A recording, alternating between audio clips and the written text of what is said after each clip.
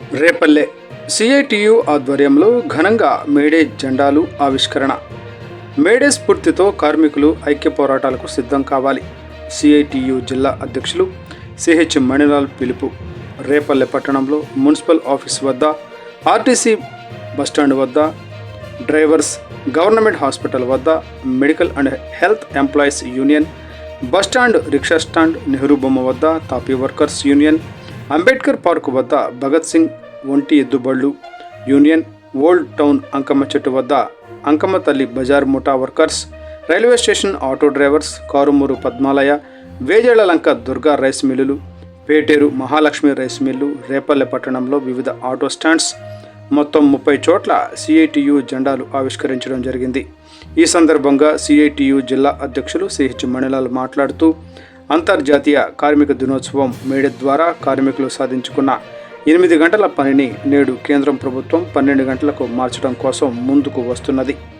May Day స్ఫూర్తితో భారతదేశ కార్మిక వర్గం ఐక్యంగా ఈ విధానాన్ని తిప్పికొట్టాలని అన్నారు.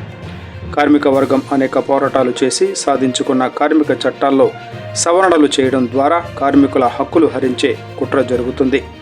దేశంలో కార్మికులందరికీ కనీస వేతనాలు ఇవ్వాలి. గత కొన్ని సంవత్సరాలుగా కేంద్రంలో ఉన్న ప్రభుత్వాలు ప్రభుత్వ రంగ సంస్థలను ప్రైవేటీకరణ చేయడానికి పూనుకుంటున్న నేపథ్యంలో కార్మికుల ఉపాధి అవకాశాలు, హక్కులు దెబ్బతింటున్నాయి.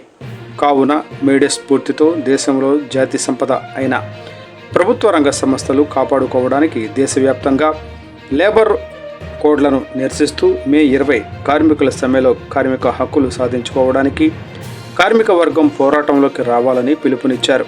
ఈ కార్యక్రమంలో సిఐటియు వివిధ సంఘాల నాయకులు K Jhansi, KV Lakshmanarao, K Ramesh Babu, J Dharmaraju, Y Kishore, K Sai Prasad, U Ramakrishna, Y Naveen, N Krishnakumari, K Ashirvadam, T Srinivasarao, B Augustine, D Augustine తదితరులు పాల్గొన్నారు.